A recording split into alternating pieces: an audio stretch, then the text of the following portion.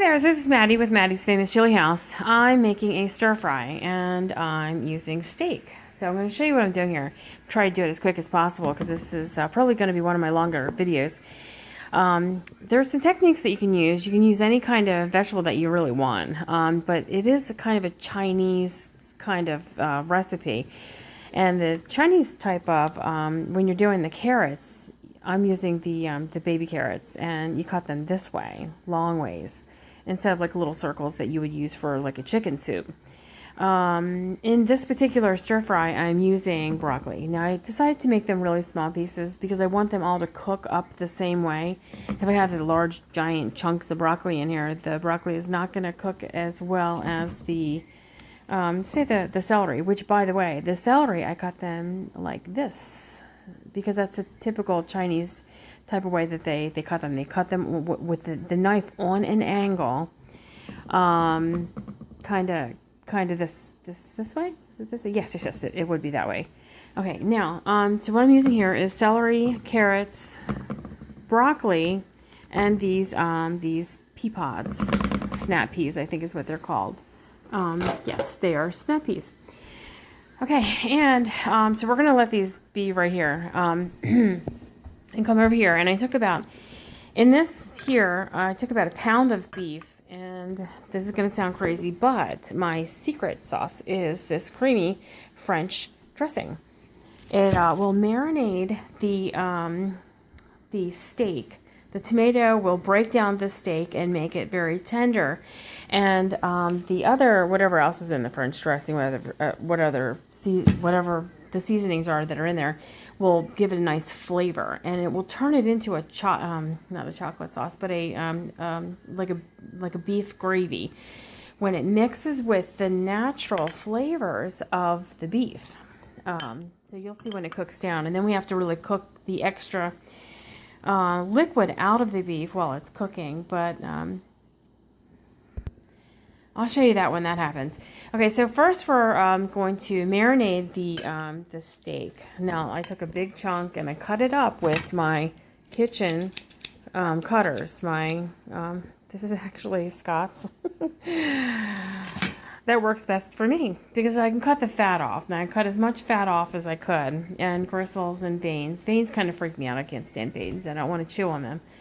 So if I know that they're not there, then I know that I'm not going to be chewing on a whole lot of hoses. It's gross.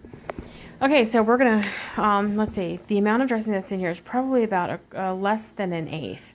But you can put as much as you want in there. If you want more gravy, then you can put more in there. I'm going to throw in the pepper. I like pepper. And, and throw in like salt to taste. And we're going to stir this up, then we're going to marinate it for about an hour, and then we're going to cook this up separately. So once we mix this up, we're going to put a tablespoon of oil in here. We're going to mix it up and marinate it for about an hour. Okay, now that it's thoroughly mixed, we're going to put shrink wrap over it, put it in the refrigerator to marinate, and then we'll pull it out in a few minutes, in an hour. Okay, so now that the vegetables are in the pan, we're going to put about a tablespoon of oil in here, and we're going a little bit of salt and pepper, and we're going to stir fry it until it reaches the desired texture or tenderness.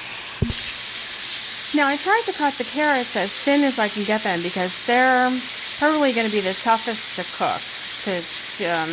It'll take the longest for those to become tender. And then probably the snap peas, and then the broccoli is already pretty small. That'll cook well. Yeah, that is something that you want to take into consideration, the size of the vegetables, the tenderness, how long. You want them all to cook at the same rate. And you don't want some to be really hard and the other to be really soft, or else you're going to be picking through the pan. Really not a good thing. So that's why I cut them off the way that I did. I have a few onions in here, and I just want to add that the onions, when you fry onions like this, a natural sugar comes out of the onion. And when it goes to the bottom of the pan, it becomes caramelized, and the sugar in the bottom of the pan will burn. And I feel it kind of sticking to the bottom of the pan now. So I have two choices. I could put a little bit more oil in here, which I'm not a big fan of using a lot of oil, or I can put a little bit of water. And since I already have oil, I'm going to probably put a little bit of water in here just to keep them from sticking. Okay, it turns out I did not need to put water in the pan, but I will put a little bit of water in there now just to loosen up the stickiness in the pan. Which, by the way, the onions I had mentioned about, onions caramelize, and it's just like if you put sugar. If I poured sugar into this pan, it would turn into caramel because sugar breaks down and turns into caramel. So we want to get that stickiness out because I'm about to put this marinated steak in here, and I don't want that sticking to the pan. Okay, I'm just going to swish this around a little bit, loosen up whatever is hard on the bottom of the pan, and then I'm going to take whatever broth is here and pour it over the vegetables.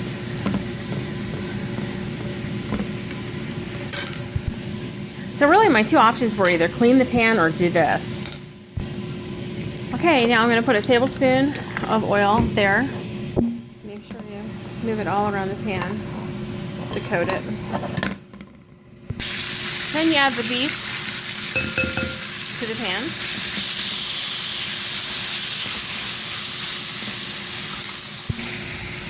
It's really not going to take too long to cook the beef because maybe about 5 minutes or so on high.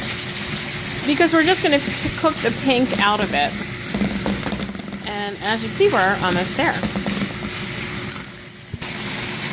Okay, now this is the point where we're cooking the condensation out of it. The excess water will cook out and it'll leave a good broth behind.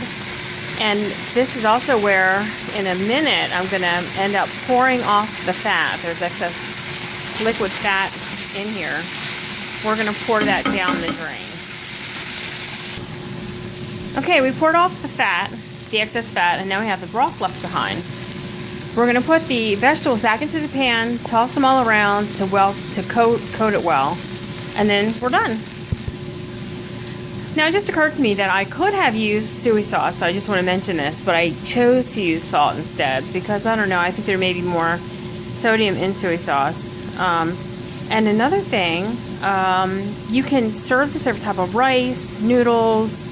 You can put it in a wrap and roll it up and eat it that way.